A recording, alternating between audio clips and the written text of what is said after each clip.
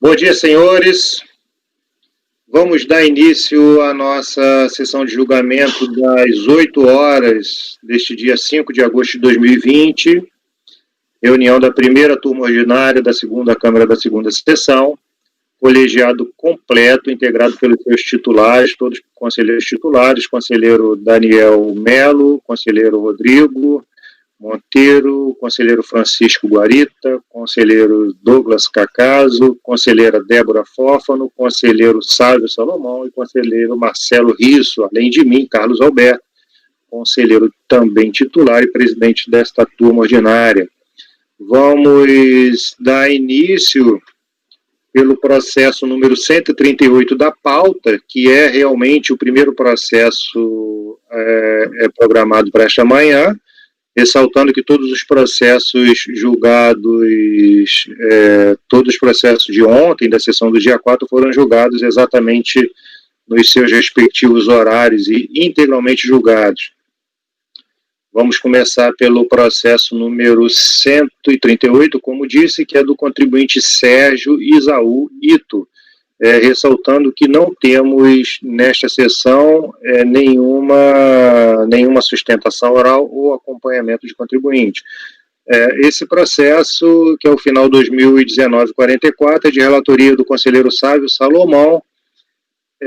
Conselheiro Sávio, por favor, fique à vontade para a leitura de relatório e voto.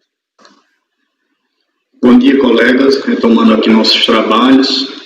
Como eu havia já antecipado a todos, todos os meus processos dessa sessão têm por objeto multa por atraso de entrega de EFIP, tá? E esse, por óbvio, também é um processo que tem o mesmo objeto, tá? E eu vou começar aqui a leitura do relatório, já antecipando para vocês que esse processo em específico não demanda maiores complexidades, tá? Então eu vou poupá-los de ler o relatório por inteiro e vou adentrar o voto logo em seguida.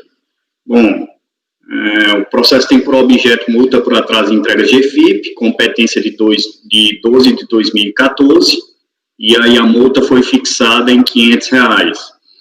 A empresa foi devidamente notificada da autuação e apresentou impugnação tempestiva. A impugnação foi juntada às folhas 2 a 12. E o que é que a empresa alegou? Que havia transmitido a GFIP dentro do prazo, violação ao artigo 146 do Código Tributário Nacional, aplicação do Instituto da Denúncia Espontânea previsto no 138 e 138 do CTN 472 da Instrução Normativa 971/2009, necessidade de intimação prévia, de acordo com o artigo 32A da 8.212/91, e violação aos princípios da razoabilidade, proporcionalidade e o caráter confiscatório da multa. E aí os autos foram encaminhados para apreciação da impugnação, em acórdão de folhas 38 ou 45, a DRJ entendeu por julgá-la improcedente. Mais uma vez, a decisão foi exarada de forma padrão, né, não se ateve às alegações do contribuinte, né?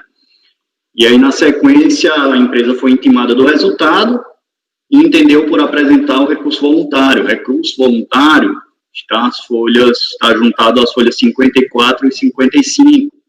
E aí eu verifiquei que foi protocolado dentro do prazo legal, né? E preenche os demais requisitos de admissibilidade, por isso mesmo eu passo a apreciá-lo em suas alegações preliminares e meritórias. E aí eu já vou direto aqui ao ponto, que a empresa vem sustentando desde a impugnação que havia apresentado a GFIP dentro do prazo legal, né? E aí, como vocês podem ver no tópico aqui que eu estou analisando essa alegação, lá para o final, na parte grifada, desculpa, na parte grifada, eu estou dispondo que, concursando os documentos colacionados aos autos, verifico que a empresa recorrente apresentou o protocolo de envio de arquivos conectividade social e o comprovante de declaração à Previdência Social, que demonstram, de fato, que a entrega da respectiva declaração ocorreu em 5/1/2015, ou seja, dentro do prazo estabelecido pela legislação de regência.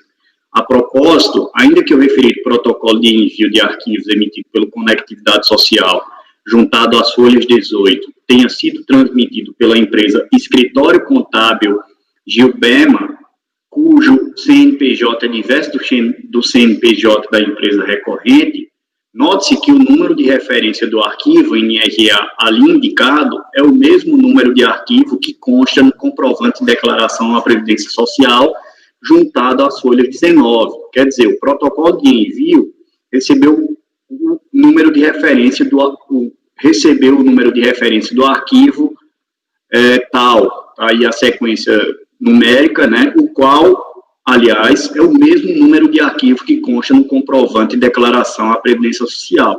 Então, considerando que o contribuinte apresentou, de fato, documento que é listado lá no manual CFIP, GFIP-CFIP 8.4, eu estou conhecendo do recurso e dando-lhe provimento.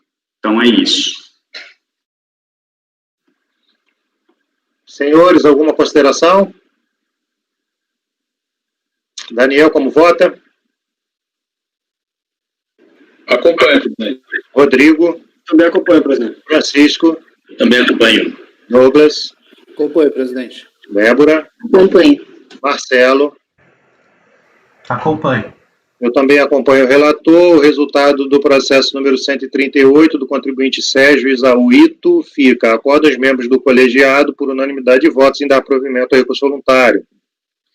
Processo seguinte, item 139 da pauta, também do Otávio Salom, processo da Juliana Melo, processo que se constitui de um paradigma de lote repetitivo, cujo resultado será replicado aos processos 140 a 155. Conselheiro Sávio, por favor, fique à vontade. Bom, esse processo também envolve multa por atraso de entrega de EFIP, né? Eu vou passando rápido aqui pelo relatório, até porque, nesse caso, não há maiores complexidades, as alegações são as mesmas que a gente vem verificando aí no decorrer dessa sessão, e inclusive das sessões passadas, né? Enfim, e aí a empresa em impugnação alegou o quê? Nulidade do auto de infração, violação ao princípio da publicidade, a necessidade de intimação prévia, a finalidade arrecadatória e o caráter confiscatório da multa, violação ao artigo 146 do CTN, aplicação do Instituto da Denúncia Espontânea, e que o projeto de lei 7.512, de 2014, já estava em trâmite no Congresso e dispunha sobre a anulação dos débitos decorrentes das multas aplicadas com fundamento no artigo 32A da Lei 8.212/91. E aí, a DRJ entendeu por negar, né, julgar improcedente a impugnação, o contribuinte foi devidamente intimado do resultado da decisão e entendeu por apresentar recurso voluntário.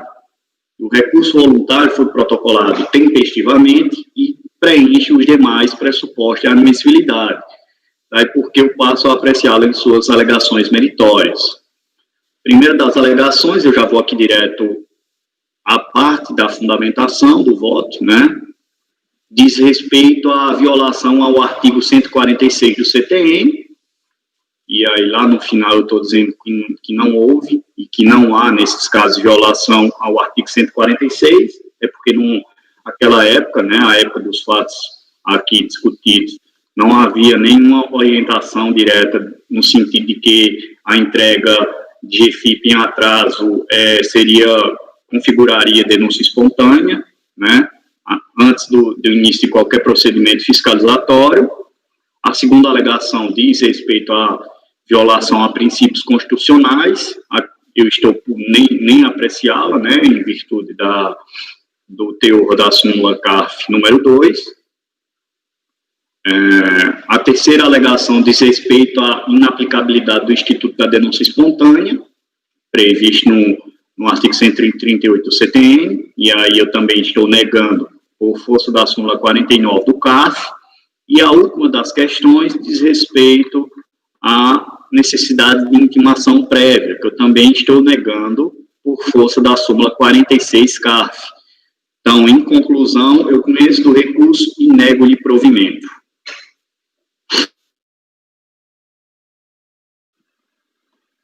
Senhores, considerações? Daniel, como vota?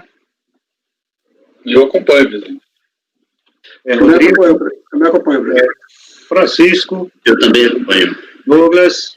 Acompanho, presidente. Débora? Acompanho. Marcelo? Acompanho. Eu também acompanho o relator. Então, para esse processo, que é o processo 139, o resultado é: acordam os membros do colegiado por unanimidade de votos em negar provimento ao recurso voluntário. Como disse anteriormente, é um paradigma de lote de repetitivos. O lote de repetitivos está evidenciado aqui nos itens 140 a 155 da pauta. E para esses processos, o resultado será: acordo os membros do colegiado por unanimidade de votos em negar provimento ao recurso voluntário. O julgamento deste processo seguiu a sistemática dos recursos repetitivos, aplicando-se o decidido no julgamento do processo final 2015-12, paradigma ao qual o presente processo foi vinculado.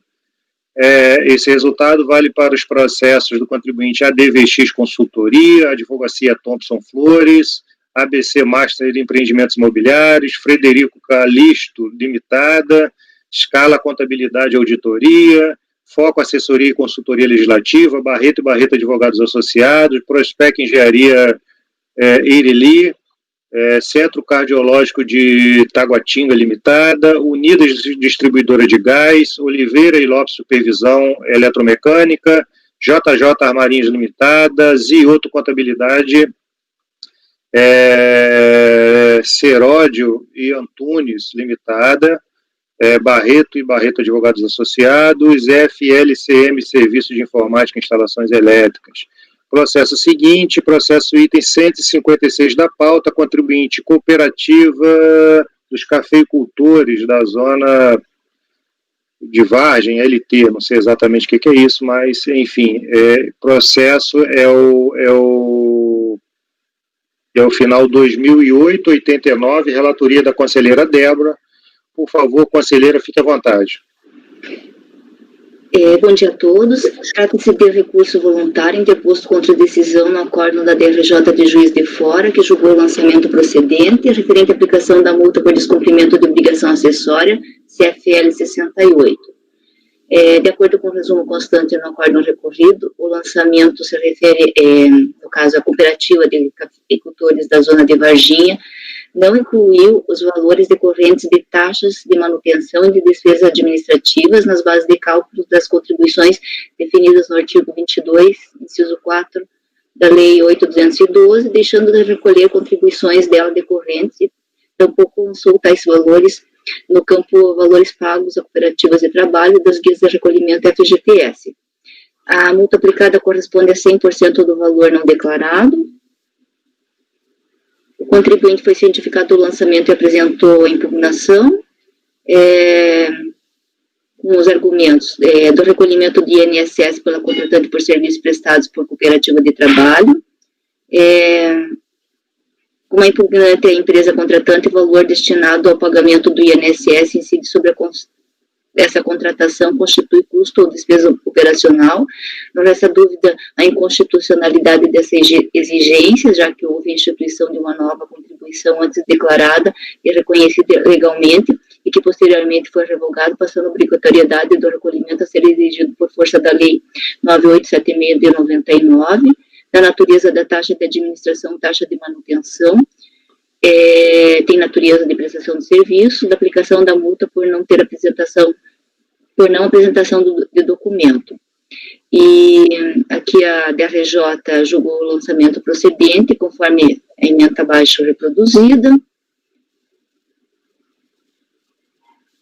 Ele apresentou o recurso voluntário em 26 de 6 de 2009, no qual requer sua reforma visando a redução da penalidade nos termos da Lei 11.941 de 2009. Esse foi o único argumento dele no recurso. O recurso é tempestivo e preenche os requisitos de admissibilidade, a razão pela qual deve ser conhecido. No recurso apresentado, o contribuinte insurge-se exclusivamente em relação à aplicação da MP 449 de 2009, convertida na Lei 11.941 de 2009, que promoveu alterações às penalidades aplicadas às contribuições previdenciárias nos mandamentos de obrigação principal e de obrigação acessória, em conjunto ou isoladamente prevista na Lei 8.212 de 91. Então, o motivo da autuação, conforme descrito no relatório fiscal, foi o fato da empresa ter apresentado o guia de GFIP, né, com dados correspondentes a fatos geradores de todas, com dados não correspondentes aos fatos geradores de todas as contribuições previdenciárias. E daí, tendo em vista da questão, como o único argumento dele é a retroatividade benigna, né, então daí eu faço aqui um apanhado em relação à disposição contida no artigo 106.2 da Lei 5.172, a portaria da Procuradoria número 14 de 2009, o entendimento da Câmara Superior aqui do CARF, e coloco aqui também a questão da súmula CARF 119, de acordo com o termo de encerramento fiscal de folha número 3, no procedimento fiscal foram lavrados os seguintes autos de infração, conforme eu relatei, eu transcrevi, tendo em conta a possível retroatividade benigna decorrente das alterações promovidas na Lei 11.941, deve haver a comparação de qual penalidade é mais benéfica ao recorrente, anterior ou posterior, devendo sempre ser observada a exigência da obrigação principal. Nesse sentido, a autoridade responsável pela execução do acordo com o trânsito em julgado administrativo deverá efetuar a comparação conforme determina o artigo 476A da Instrução Normativa 971 de 2009.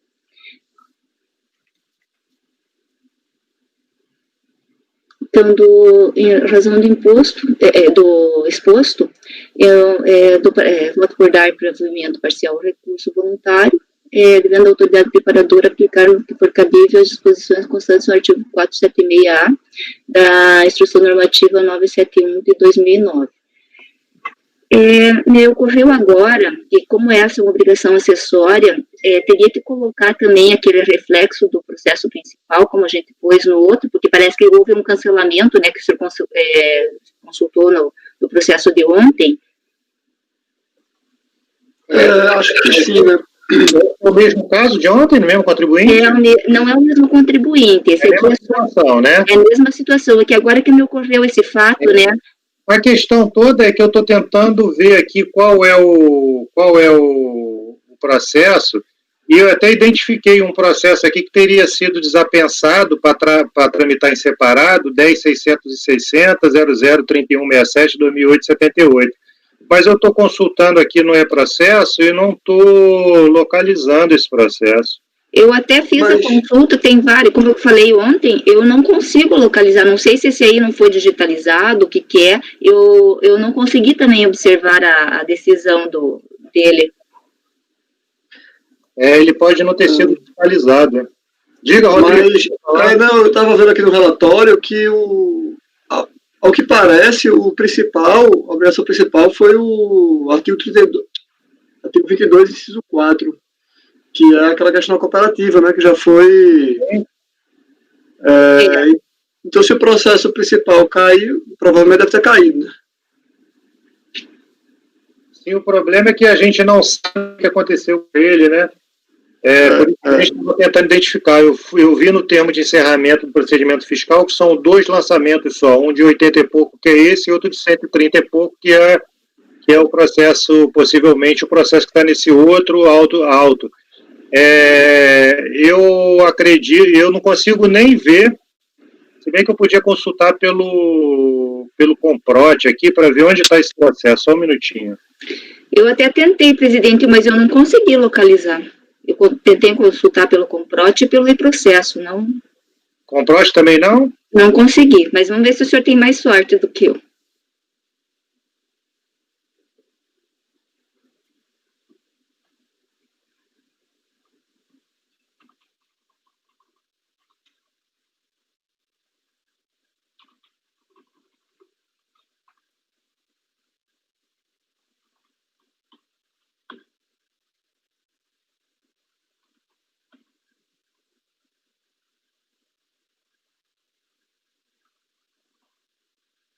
É um processo que está no arquivo. Movimentos. Processo já esteve até na Procuradoria. Serviço de fiscalização, controle e acompanhamento tributário, controle do julgamento da DRJ, serviço de controle e acompanhamento tributário do DRF voltou para o CECAT, da DRF de Varginha, Procuradoria da Fazenda, possivelmente inscrito em dívida ativa, e dali foi para o arquivo. Enfim, eu não sei exatamente o porquê que foi para o arquivo, né? E não, provavelmente, será que ele não quitou? Porque não transmitou pelo CARF, né? Eu acho que a última movimentação que o senhor falou foi o do DRJ e depois voltou para a unidade. Não tramitou pelo CARF, ou foi dado provimento, né? Ou foi lá no próprio judiciário, ele pode ter contestado isso lá no judiciário e foi cancelado, ou então ele pagou, isso pode ter ocorrido. Mas até poderia, então, presidente, colocar nos moldes do outro, verificar assim, o processo principal, né, que seria esse outro. Os reflexos, né? Você pode me repetir o número dele para eu anotar aqui, que já que tá aqui, o senhor está aberto? Ah, tá, então deixa eu ver aqui para você. O número dele eu tenho aqui. 660 003167 2008-78. É porque ele movimentou e foi arquivado lá em 2012, quando o processo ainda não estava... Sim. Bom, vamos lá. Senhores, considerações? Só concluindo que eu vou fazer a mesma menção que eu fiz no processo do item 10 da pauta de ontem, que tem que aplicar os reflexos do julgamento desse processo nesse aqui. Foi o item 10 de ontem, é isso? É, o item 10.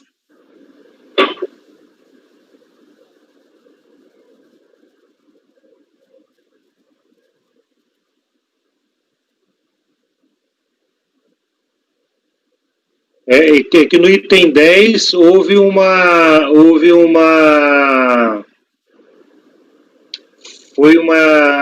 negativa de provimento com parcial conhecimento apenas, né? Isso só na parte conhecida. Então, nesse caso, você estaria negando provimento. Esse aqui eu vou dar... retroatividade, né? Esse aqui só parcial, né, para aplicar, e daí lá na parte do voto eu vou colocar que deve ser aplicados os reflexos do julgamento do processo, daí esse 10.660.003167.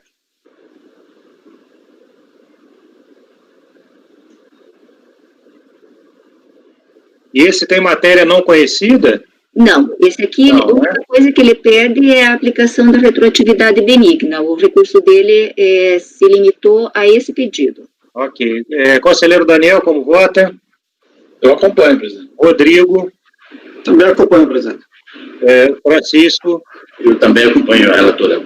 Douglas? Acompanho, presidente. Flávio? Acompanho. Marcelo? Acompanho. Ok. Então, esse é o processo número 100 chegar nele aqui rapidamente, 156, que eu também acompanho a relatora. Então, acordo os membros por unanimidade de votos em dar provimento parcial ao recurso voluntário para determinar a aplicação ao presente dos reflexos recorrentes das eleições de assim, a gente deixar expresso no processo em que se discutiu a obrigação principal,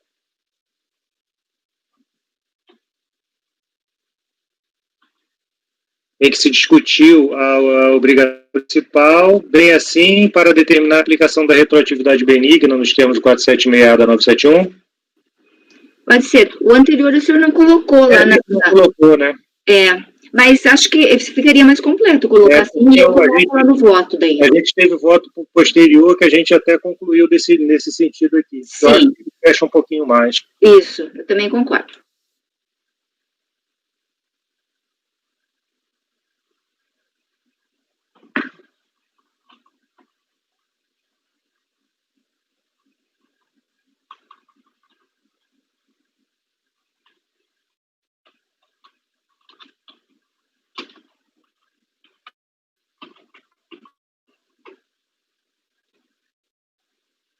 Então ficou assim, acorde no mesmo colegiado, por unanimidade de votos, em dar provimento parcial ao recurso voluntário para determinar a aplicação ao presente dos reflexos decorrentes das eventuais exonerações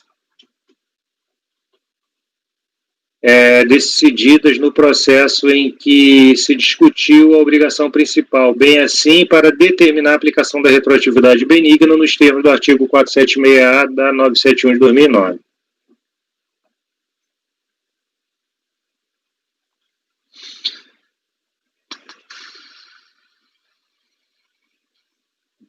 Eu estou pensando até sobre isso, porque eu peguei um caso na semana passada, em que era um CFL 68, em que tratava o que o lançamento decorria exatamente dessa mesma obrigação das cooperativas, e naquele caso lá eu dei provimento.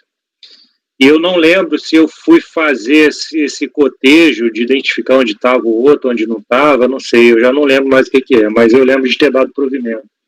Porque mesmo que eventualmente tenha sido pago outro processo, a gente vai cobrar aí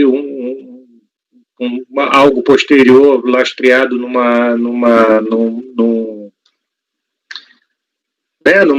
imputação fiscal aí que se baseia em uma legislação declarada inconstitucional, né? Enfim, a gente tem que até refletir sobre isso. No meu caso lá, ele ficava bem claro, assim, que o outro processo era só disso, né? Então estava muito evidente. Nesse caso, e no que a gente tratou anteriormente, a gente pode não ter ficado essa clareza total. Presidente, do ontem não era exclusivamente da cooperativa, que tinha também contribuintes individuais. Esse aqui, pelo que tudo indica, é só a cooperativa. Aquele de ontem não, tinha uma parcela que inclusive ele dizia que era de jurídica, só que ele não comprovou, e tinha uma parcela de cooperativa. Então, aquele outro eu entendo que... A gente você imagina qual seria o reflexo a ser aplicado nesse processo se o contribuinte, por exemplo, resolveu pagar isso porque não queria mais discutir. E aí vão acabar cobrando a mesma coisa, né? E aí, enfim, poderia imaginar que a aplicação da atividade benigna pode cair, porque se lá caiu, é 75% de nada, mas eu não sei se é exatamente essa a interpretação que está sendo feita aí com relação a essa aplicação da retroatividade benigna. Mas, enfim, essa decisão eu já proclamei aqui o resultado, a gente vai seguir, mas nada impede que no posterior a gente repense isso aí. Eu não sei se seria o caso de fazer uma avaliação um pouco mais minuciosa, exatamente para não cair nesse problema, né? Porque esse aqui, como foi arquivado em 2012, eu não lembro nem quando foi essa decisão do Supremo relacionada às cooperativas, mas pode ser que ela tenha sido posterior a isso, né? E aí, se a decisão posterior, ela já, às vezes, por conta da modulação de seus efeitos, ela nem gera direito ao contribuinte para pegar o que ele pagou indevidamente, quanto mais ele ainda tem que pagar mais pelo mesmo motivo, né? A gente estaria fazendo uma decisão para ter que ser revista lá de ofício pela unidade. Mas tudo bem, esse não tem jeito, a gente segue nesse sentido, porque o resultado já foi proclamado. Processo seguinte, item 157 da pauta, processo de relatoria do conselheiro Sávio, contribuinte Elite Prestadora de Serviços Limitada. Conselheiro Sávio, por favor, fique à vontade. Item 157, processo final 2023-75. Bom, esse processo aqui envolve multa para atraso de entrega de EFIP, né? Tem por objeto a competência de 11 de 2011, e aí a multa foi fixada em R$500. A empresa foi devidamente intimada, apresentou impugnação de forma tempestiva, a impugnação foi juntada às folhas 2 a 3, e na impugnação a empresa alegou em preliminar que havia transmitido a GFIP, né, dentro do prazo, e aí, em virtude de algumas falhas, acabou tendo de de retransmiti-la em 30/11/2012, enfim. A DRJ se debruçou sobre o caso e entendeu por julgar a impugnação improcedente, né? Dessa vez aqui, a DRJ adentrou na análise das alegações propriamente formuladas, né? A empresa foi devidamente intimada do resultado da decisão de primeira instância e entendeu por apresentar o recurso voluntário, de folhas 35. O recurso foi apresentado de forma tempestiva e também preenche os demais requisitos de admissibilidade. E aí eu passo a analisá-lo em suas alegações meritórias, né? O recurso basicamente se resume à alegação de que a GFIP é objeto da autuação, que no caso é de 11/2011, e foi entregue dentro do prazo, tá? E a divergência aqui é que a DRJ dispôs que o arquivo lá emitido pelo Conectividade Social indica que o envio da GFIP foi realizado por outra pessoa jurídica. Aqui é aquela mesma discussão, a outra pessoa jurídica realiza, mas aí a empresa recorrente acaba juntando o próprio comprovante de declaração à Previdência Social, e aí se você faz o cotejo do número de referência do arquivo, o NRA, de um para com outro documento, você percebe que é o mesmo, né? Então, é um processo que se assemelha bastante ao processo que nós julgamos anteriormente, minha relatoria, e aí por isso mesmo eu estou conhecendo o recurso e dando provimento. A parte que eu analiso aqui, essas questões da valoração da prova, estão grifadas aqui nos últimos parágrafos do tópico, né, e aí eu estou fazendo aquele apanhado. A propósito, ainda que o referido protocolo de envios de arquivo emitido pelo Conectividade Social juntado às folhas 5 e 36 tenha sido transmitido pela empresa MRK Wagon Access Empresarial, cujo CNPJ é diverso do CNPJ da empresa recorrente, note-se que o número de referência do arquivo NRA ali indicado é o mesmo número de arquivo que consta no comprovante de declaração à Previdência Social juntados às folhas 53.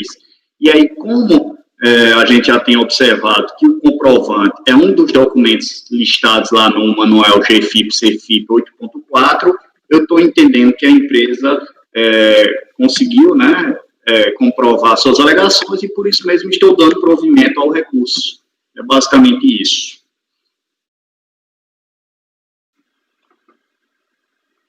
Senhores, considerações? Daniel, como vota? Eu acompanho, presidente. Eu também acompanho, presidente. Francisco? Eu também. Douglas? Acompanho, presidente. Débora? Acompanho. Marcelo? Acompanho. Eu também acompanho o relator. Processo 157 do contribuinte Elite Prestadora de Serviço Limitada fica com o seguinte resultado: acordo os membros do colegiado por unanimidade de votos em dar provimento ao recurso voluntário.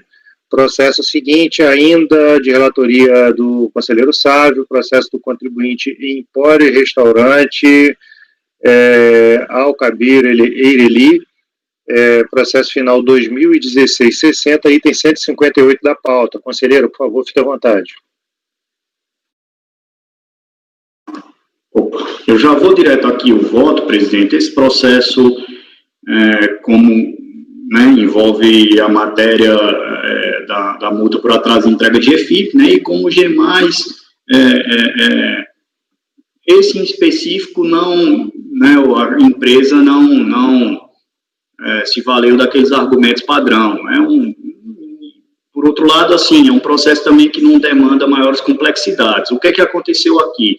A empresa apresentou aquela solicitação, né, a solicitação de folhas 3, e aí ela não teve o cuidado, isso eu estou falando desde a impugnação, tá?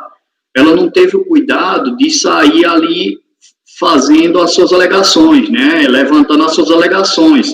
Ela deixou a solicitação nos mesmos termos que o atendente da Receita, acredito eu, entrega, né? Que aí consta aquelas informações. O contribuinte deve alegar questões preliminares, tal. O contribuinte deve alegar questões meritórias. São orientações ali que constam da solicitação. e aí a empresa não teve o cuidado de sair ali modificando e colocando, de fato, né, suscitando suas alegações. E aí, os autos foram encaminhados para a DRJ, e a DRJ entendeu por dispor que a impugnação não tinha objeto, né? E aí, em consequência, a DRJ acabou considerando que o mérito da autuação não poderia ser levado à discussão. Aí eu estou fazendo aquele apanhado, né, de que a matéria não foi de fato impugnada, e houve preclusão aqui e tal, e o recurso não preenche o requisito de admissibilidade extrínseco que diz respeito à regularidade formal, né, porque aqui no recurso, ele já vem, vou até ver aqui, folha 54, 55. Opa, não é isso não. Eu acho que eu errei aqui no número das folhas, mas enfim. No recurso, ele já vem tratando de outras questões, né, que de fato eram as questões que a empresa já deveria ter suscitado em sede de impugnação. E aí ele nem fala nenhum ponto da questão lá que foi objeto de discussão por parte da DRJ. E aí por isso mesmo que eu estou entendendo que o recurso não preenche o requisito de irregularidade formal, né? É uma matéria que é estranha aqui, não foi apreciada pela DRJ, e aqui ele vem com outra coisa. Enfim, é basicamente isso. E aí, em conclusão, eu estou votando por não conhecer do recurso em virtude da ausência dos pressupostos extrínsecos consubstanciados na regularidade formal e no princípio da dialeticidade recursal. Então, é basicamente isso. Senhores, considerações?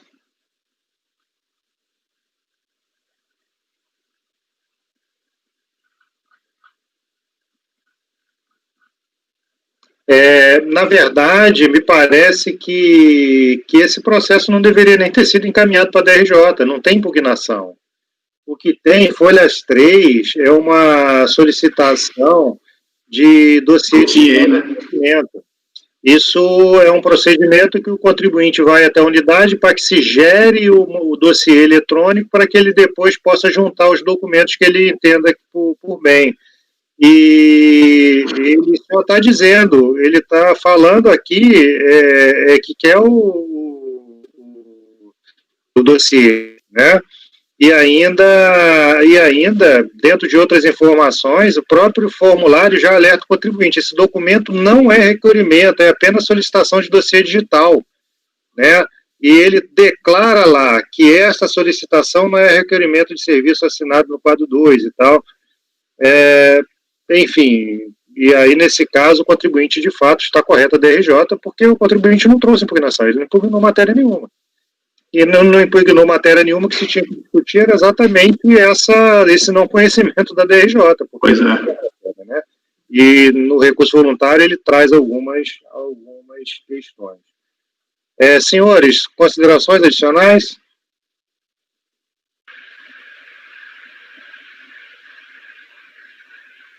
Então podemos ir ao voto. Daniel, como vota?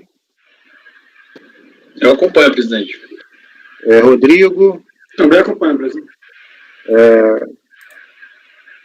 Guarida também acompanho. Douglas? Acompanho, presidente. Débora? Acompanho. Marcelo? Acompanho. Eu também acompanho o relator. Vamos só ver o que escreve, como concluir aqui.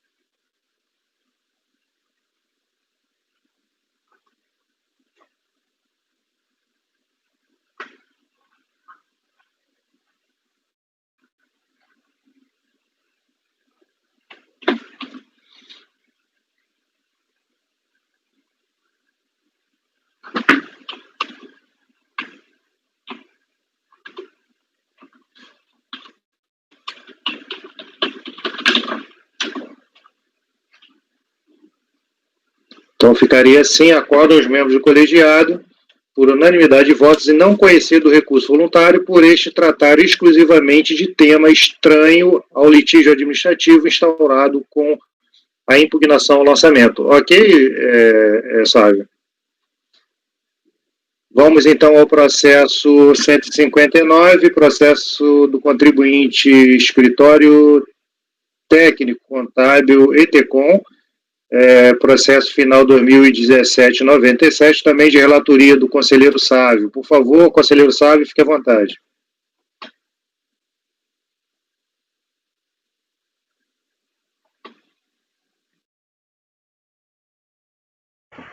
Acho que ele caiu, presidente. Tá cinza. O áudio, presidente. É mesmo, tá cinza. Né? Sávio, por favor, precisa entrar novamente. Presidente, um minutinho só, tá? Só vou aqui fechar a porta. Isso, a gente aguarda aqui o Sávio retornar. Fica à vontade, Rodrigo. Obrigado.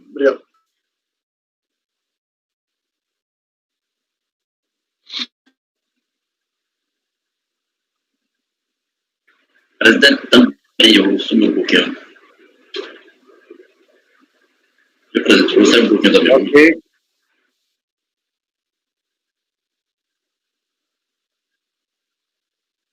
Ok, Marcelo. Estamos aguardando aí o conselheiro Sávio, os conselheiros aproveitando aí para esse instante de pausa. Vou pegar uma águazinha aqui. Ok, Daniel. Eu também. Tudo bem. Então vamos fazer o seguinte, eu vou interromper a gravação aqui, já que o Sávio está demorando voltar, para a gente não ficar com a gravação parada por muito tempo. Ok, combinado. E a gente retorna logo em seguida com a leitura do próximo processo da pauta. Presidente, tem que pedir para o Marcelo... Marcelo, por favor, se puder, se estiver me ouvindo, por favor, parar a gravação.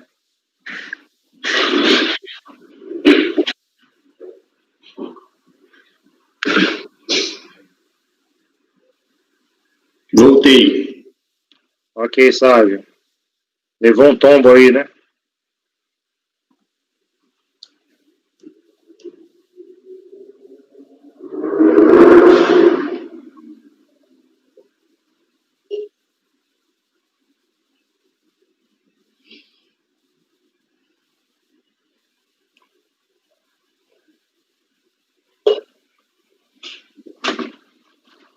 Todo mundo fez uma pausa aí tive que interromper aqui, sabe? Parando. Tranquilo.